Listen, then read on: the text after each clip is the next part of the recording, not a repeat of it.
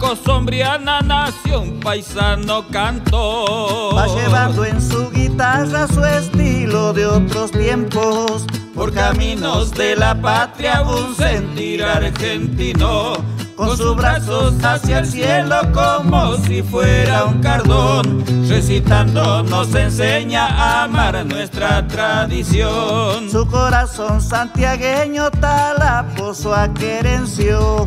Julio Rodríguez Ledesma, incansable creador, a el alma de Buenos Aires un zorzal lo distinguió.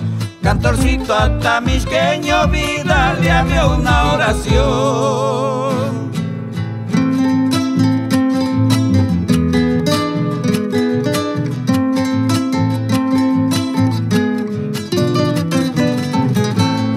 El idioma quichua lleva desde el pueblo a la ciudad. Poncho al hombro y de sombrero siempre lo verán llegar.